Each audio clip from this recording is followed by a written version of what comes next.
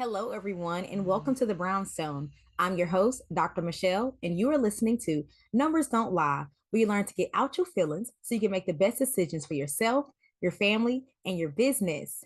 Today, guys, I have a very special guest. We're going to be talking about with much data requires much responsibility. We're really talking about the integrity that you must have when handling data as we're moving towards a more data driven society. Because believe it or not, a lot of organizations really aren't running with this superpower, as we like to call it, to help you make easy decisions to know what to do next. But as we start to morph into that type of society, as we're using data as a part of our meetings and the way we're delivering results and presentations, it really does come with great responsibility. We need to know who, the what, the when, the how, because sometimes, even though data doesn't lie, people have their own agendas, and it's up to you, those that are going to be handling data, to make sure that you maintain the trust of those that are going to read whatever presentations you have. So, I have a special guest who has worked with large companies as a consultant. She's a speaker, and she struck my attention when we met at it's like a symposium where Black data professionals gathered. And she just said something so powerful about how we can use data. And you're going to hear more about it during this episode. But I want to introduce to you Dr. Angel Durr. Hi, thank you for having me. I appreciate it. Thank you for saying yes and showing up and coming to talk to our audience. I know you do really great work with data and advocacy in the tech world. So I'm always eager to introduce my community to diverse groups of people that I know and that also service their needs. All right, thank you. Yeah, I'm excited to talk about this topic as well. Awesome. So could you tell us a little more about yourself? Sure. So my name is Dr. Angel Durr. I am a first generation college student. I got my PhD at 30 in information systems from the University of North Texas. My undergrad is in political science.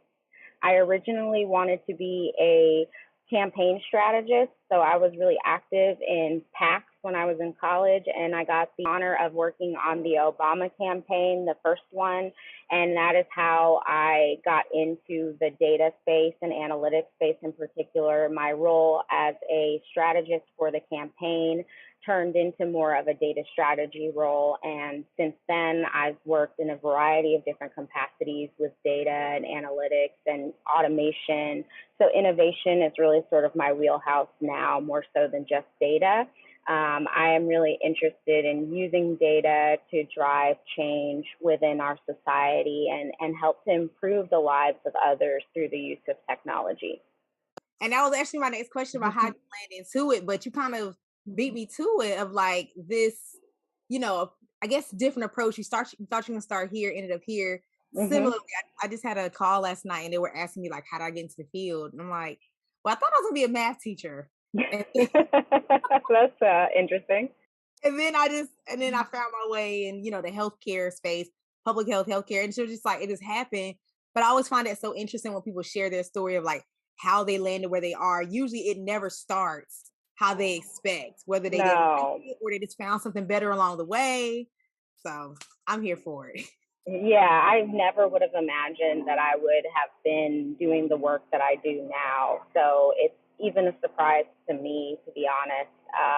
I just really fell in love with the power of data in that campaign and just seeing how strategically it could be used to impact people's behavior for good or for bad, as we've seen in different elections, was just really intriguing for me. And I knew that there was a lot of potential there that I felt like I could tap into.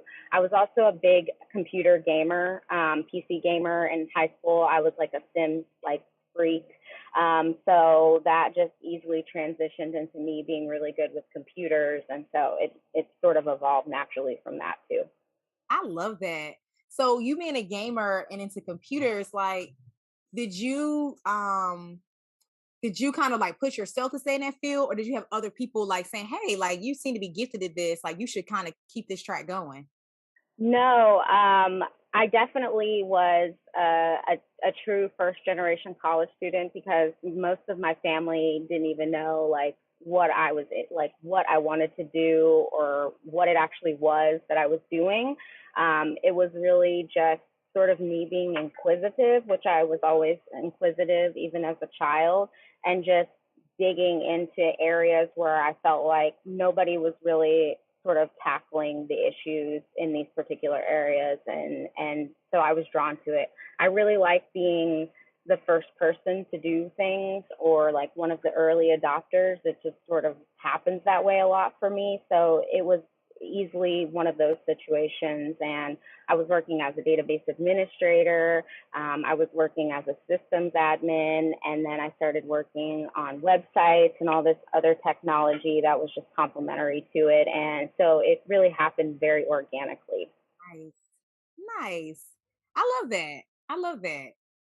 Okay, so my next one question it may seem kind of heavy, but it'll be easy. No. So, can you share an example? 'Cause I know you say you really like the data insights part. Can you share an example of like what you mean when you work with like tech companies or just organizations as a whole? Like, how do you help them navigate these insights and like overcome challenges? Yeah, that's a great question. So, my work primarily within the tech space has been on the consulting side. So, generally, when I'm working with an organization, they are coming to me because they have some kind of problem. And so, it's really more of a problem solving type of exercise than anything, where we really have to kind of dig things apart and then sort of put them back together. And the biggest thing I think that I talk to clients about when I'm in those situations is being realistic with change, and also understanding that the ROI on these types of strategic decisions around technology is not cut and dry like it is in a lot of other areas of the business.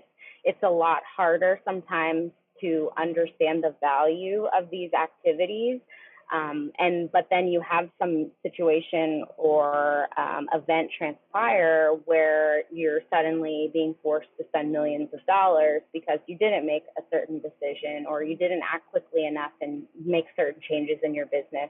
And I think especially right now, a lot of organizations post COVID are seeing really the impact of being so slow about wanting to make certain technological changes within their organization because they don't see the ROI on it in the same way that they traditionally do with a lot of other business strategic projects. And so I think it's really just understanding that your goals are your goals, and they may have to kind of change shape over the course of the project depending on what actually has to happen in order to facilitate the changes you want.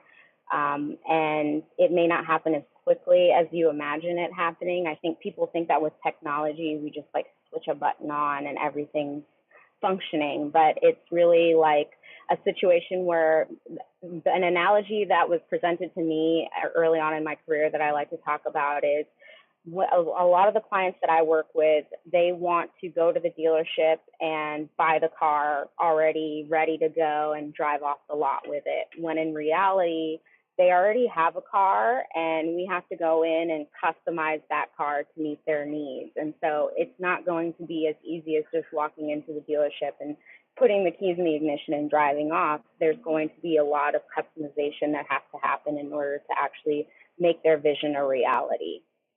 That's good. I do think that's a common misconception for both consumer side as well as the large organizations, which actually is always so weird to me when you go into like large organizations and like the set of problems they have. I'm like, oh, I thought y'all be beyond that. That's the other thing too. A lot of people have this notion that, organizations, even Fortune 100s, not just Fortune 500s, but Fortune 100s, are doing all of these amazing things, and they're not. They are probably running their business on an Excel spreadsheet somewhere, and it might be a fancy Excel spreadsheet with a bunch of VBAs built in, but it's a spreadsheet nonetheless, and it has their entire businesses run off that. And that's probably about 70% of businesses, both small and large. I think, in fact, some of the smaller businesses are more nimble and more willing to take risks. And some of these businesses that have been around for a really long time, they have a way of doing what they do, and they feel like if it's not broke, I don't need to fix it. That part. I was gonna say that like it's been working. Like I know for me, when I entered into corporate America, I was shocked because, like, coming from a research background, even in class, usually when they give you like data, like it's nice, like Yeah, and so you get into the real world, you're like, oh, y'all stuff isn't like this. Like it's real messy. It's data not is all messy. in one place. Data is messy and it's rarely in one place, unfortunately. And so it's always a fun exercise to try to, it's like doing an Easter egg hunt with every client that I walk in on, because I never know how things are kind of set up behind the system, behind the scenes within the system. And I have to sort of pull things apart before I can put them back together. Very true. I think a lot of people don't realize that. Like when I tell them, like I love data, like I, like to play in and pull out insights, and I think sometimes to them it's just like, you have this spreadsheet and then you just go do stuff. I'm like, well, rarely is it that clean. Like you Yeah. probably have three people in there, multiple times, and you got to like make them, merge it or even throw them out. Like it's a lot messier than people Yeah. think. It takes so much work because like the finished product, like the goal is usually easy. Yeah. Getting it to Getting it to that is very challenging sometimes. And that's what I mean too about expectations of customers as well, because I think sometimes customers don't look under the hood and see exactly what's going on within their organization. They just see the output and the final result of things. And so they assume that things are a certain way. But a lot of times, the collection of that data is managed by an IT part of the organization, and the actual analysis and work with the data is done by a completely different part of the business. And so I found early on that I sort of needed to bridge the gap between IT and what I do in the data side of things, which is why I started working more on the strategy side, because I had to have those conversations with the C-suite executives and the IT people, as well as the data team, in order to try to make sure we were all on the same page. Because if they're not creating systems and structure for data to be collected in a way that makes sense from the very beginning, it just makes our jobs that much harder. That is so true. We call it governance. Let's Yes, all governance. language. Let's all Mm-hmm. be doing the same thing. Have this goal in mind, like you said, because you think your way is right, but it makes my job hard. I'm like, now it's Exactly. harder for me to deliver for the marketing team. Like somebody may be depending on me to have Yeah, these answers. So that I really love that. So hopefully those that are listening understand it. It is multifaceted. It's really it not is. just like, oh, let me just make this pretty. Like it's the whole thing, Mm-hmm. from the collection to the delivery of whatever those results are. Yeah, and then also understanding how the data is being collected is really important as well. Talking about governance, like ensuring the quality and consistency of that data is also important. So there's a lot that goes into just making sure that the data is what you need to actually answer the questions that you're trying to answer to. So you think you're a CEO, right? Because you know there's a difference between an entrepreneur and a CEO. There's one main thing that separates the two. You want to know what it is? Let me tell you real quick. I need you to meet me at this live demo. It's free, and I'm going to tell you all about how to turn your data, that's that most precious resource that you keep overlooking, that you think you don't need, that you think maybe I'm not good at. You need to be there to learn how to turn that into dollars. That's how they stay big. That's what separates them from you. Click the link below, and I'm going to see you there. That's powerofyourdata.com/demo. Well, guys, you are listening to Numbers Don't Lie with me, Dr. Michele, on KCCR The Brownstone. Be sure to follow us on Brownstone Worldwide. That's on Facebook as well as YouTube and Instagram. We're everywhere. We have a slogan we like to say, welcome home. Be sure to subscribe to Brownstone Living Magazine and check out brownstoneworldwide.com.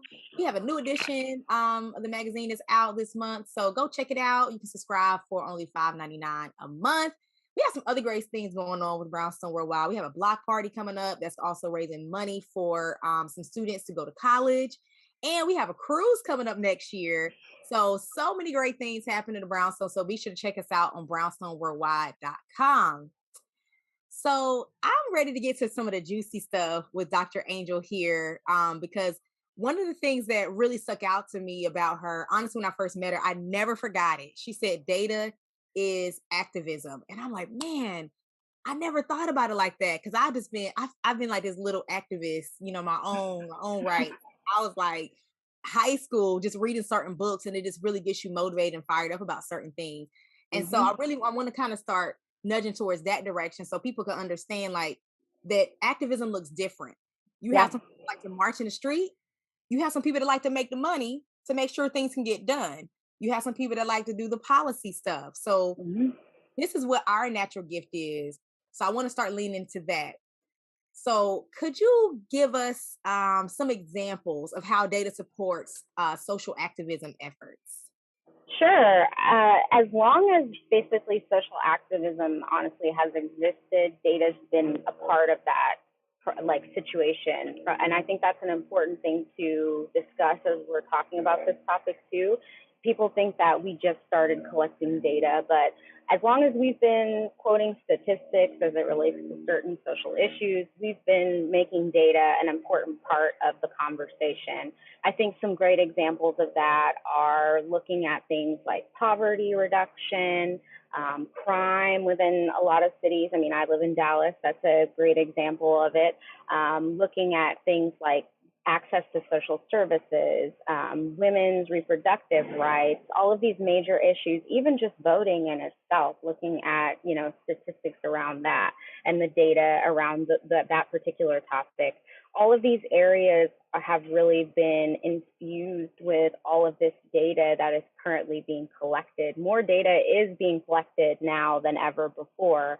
And so now we just have so many more data points that we can talk to, which I think is good and bad. The most important thing when it comes to data on the activism side is understanding who's collecting the data, why they're collecting the data, what their overall goals are, what data is included, what data isn't included, really thinking about the who, what, why, when, how of all of that collection that's taken place for the particular activism efforts, I think is really the key to all of it, no matter what is really being measured. I love that. Because I like to say, the show is called Numbers Don't Lie, but I Mm-hmm. think a lot of things that we need to understand is even though numbers have no feelings, like they just Yeah. gonna tell you what they tell you, but understanding that depending on who's collecting it, who's delivering it, like there's still reason to want to investigate further to make Yeah. sure you're getting the full picture, or even something as simple as like who was this, because that kind of leads to my next one, so I don't want to touch too much on it yet, but who was included in this study and who was, Yes. a lot of times it's like we take things and we generalize it, but everything is not always generalizable to the entire population. Yes. Yes, yes. And a great example of that I saw on TikTok lately was this big, they were having a big disagreement over from a podcast where these gentlemen were talking about how single mothers, especially single mothers of color, are primarily responsible for the high incarceration rates among young men, and how, of like 80% of men in prison came from single mother households. And this statistic was, once you actually dug into it, it was not really being represented in a correct way. And it was such a small population that was sampled. And it was actually just kids in a juvenile facility, not actually the prison population. But people were taking that statistic and adding it and attaching it to a lot of different discourse in which it wasn't actually being accurately represented. And so, yes, numbers don't lie, but people have intentions. And don't always dig into details enough to really understand what it is they're talking about. So unfortunately, people do lie. Right. I say that numbers don't lie, but people do. Because I mean, that's just human nature. If you have a point that you want to make, you're going to try to make things fit Exactly, your narrative. But it's like, Mm-hmm. so the message here is you always have to keep integrity in mind. So it's like, if this is a message you want to deliver, if the numbers don't support it, then that's okay. Like that means possibly you may be wrong. And I think we have such a hard time admitting that we're wrong or that our natural inclination is incorrect. I'm like, it's okay. Like things change. Perhaps it was once a thing, but Yeah. perhaps have evolved as a people or as a culture, as a country, like where that's not hope. I mean, we want that for many things. We want Hmm. things to change. So perhaps at one point, poverty or homelessness or Yep. the wealth gap looked a certain way, but we want things to change. So it is dangerous to just put it in the hands of any old body. It is definitely. And so there's a lot of trust that comes into the data space. And one of the most important parts of my job is building trust with the people I work with so that they trust that I am, going to be transparent with them when it comes to sharing any kind of data or working with data. And honestly, that's also one of the hardest parts of my job too, is because sometimes the clients come in with a certain expectation that the data will tell them what they want to hear. And when it doesn't, they're frustrated and they don't understand why it's not giving them the results that they want. And that's sometimes data tells you things that you don't like, but that doesn't make it less true. I love that because that's that great responsibility. So it's like if we're Mhm. going to go through this, like you said, this exercise, we're going to go through the motions of peeling back the layers, finding the answers. Are you committed to actually taking it and making decisions based off of it? So I've Yeah. experienced that where it's just like, well, this is what it shows. Well, we're going to keep doing this anyway. Yep. And that happens, unfortunately, and that's a frustrating reality of this space too. Is you can have all the data in the world, and if it doesn't tell you what you want to hear, it'll go on deaf ears sometimes. Yeah. And that's so unfortunate. Shout out. I would go on a tangent because I was answering some trolls on my, on my oh, it was fun. I see why people like to do this. It was fun. I know I have that problem too. I love egging on a good troll every now and then. But it was, and I'll just stay on here just to teach. But it was about affirmative action, but it just made me think about the greater picture Mhm. of how we just hold certain things to be true. And Yep. no matter what someone says, no matter what proof we have, it's just like we are just bent on holding on to certain truths, even though they're not a reality. Yeah, yeah, and I think for that reason, one of the most important parts of my job at working in data has nothing to do with data. It's actually change management, Mm, and that's one of the parts of my experience that I make sure I put right up front on my resume, just because of the fact that a lot of what we do is a change management exercise, and we really have to understand how to change people's behavior and work with large groups of individuals to get them to, understand that certain things have to change in order for there to be a space for data to be used the way that it should be that's good. Pew, pew, pew, used. pew. I love that. Okay, so I was trying not to touch this one too much because I was really curious to get your impact, your input about it. So I want to talk about AI. Okay. So I've been reading this book called The Alignment Problem, and they're talking about like the early start to AI and all that stuff. And in it, it was a young lady. I think she might have been in the UK, a black girl in the UK in college, and she was just trying to do a project, and I think it was about facial recognition, Mhm. and this is like early facial recognition. And Yep. so she was trying to do it and it would not recognize her face. Yeah. And so what she did, she was like, she just needed to get through the project. So she got her roommate's face, borrowed her roommate's face and got it done. But it brought the greater question to her about like, okay, like they don't, it's not trained on us. So that's kind of my question. Can you talk to us about the importance of representation in AI in the data world in general? Yeah, just like with most things that have such a huge impact on our lives, there has to be a lot of different, people at the table making these decisions if they're going to be impacting the larger society. And that is one of the hardest parts of what I do is looking around the room and being the only person of color, being the only woman. It is frustrating to have simple conversations with people about how certain things may be perceived differently depending on your cultural background or your gender background or your sexual orientation background.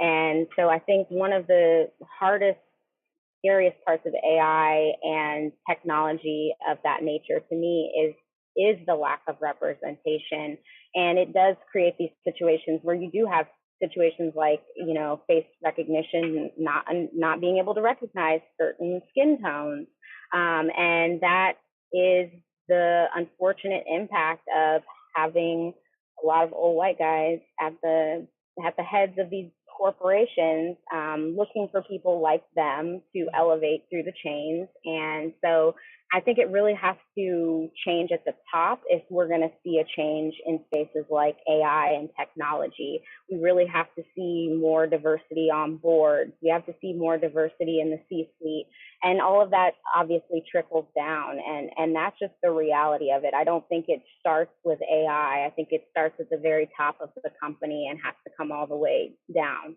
And for those that care, they will make the effort, and for those that don't, they will run into issues like that where, hey, if somebody's out committing a crime and your whole city is run off facial recognition software and they don't recognize certain colors, your business is going to crumble. So, I mean, if you're making those decisions, you should also understand the impact of that groupthink that's happening within your organization because you don't have diversity is going to ultimately probably lead to your demise, either sooner or later.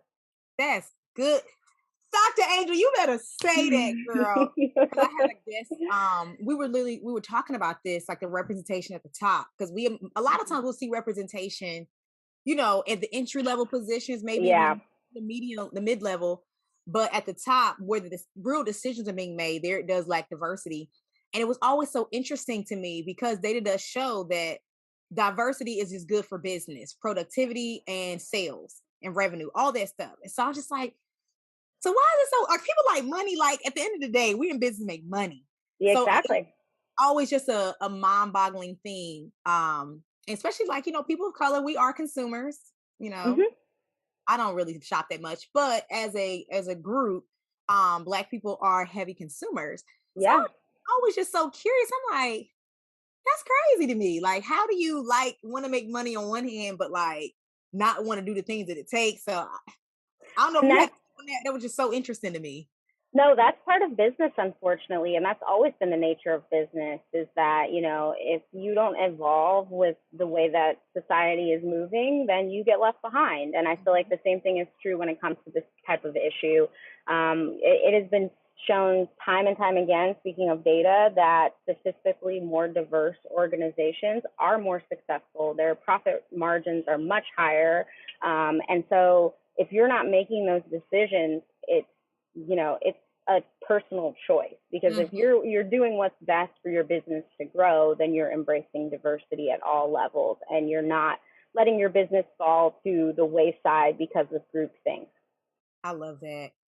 I love that. Dr. Angel, this was so good. I hope those that are listening got a glimpse of the possibilities and the responsibility of using data because like you said, as we become more of a data driven society, because it's still like on the early stages. It's still a lot of companies still aren't doing it.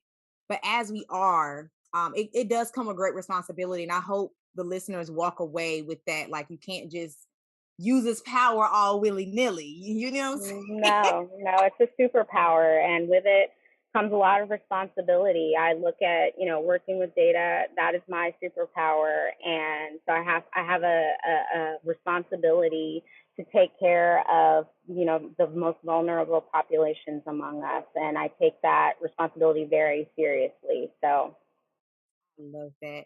So, Dr. Angel, can you tell the people how they can get in contact with you or how they can find you? sure. So if you scan that QR code that's right above my head on that side, actually, you will go to my link tree and you'll see all my contact information. You can connect with me via email, connect with me on LinkedIn. I'm on social sites. So yeah, just reach out and I'd love to chat further about anything around this topic anytime. My door is always open. Awesome. So, guys, she's Dr. Angel Durr everywhere. So if you Google her, Yeah, if you Google me, you'll see me. Yeah. And I'm always excited to talk to people about these topics. So please reach out anytime. awesome. Well, thank you so much for joining us. And thank you again, listeners, for tuning in to this episode of Numbers Don't Lie with me, Dr. Michele. Be sure to follow us on Brownstone Worldwide. Check out brownstoneworldwide.com. And you can follow me, Dr. Michele, at Mogul Beginnings on Instagram and Facebook. That's MOGUL, Mogul Beginnings. And yeah, I'm findable. You can Google me and we can talk data and numbers and how we can use it to improve your organization revenue as well as productivity. So have a great rest of your day.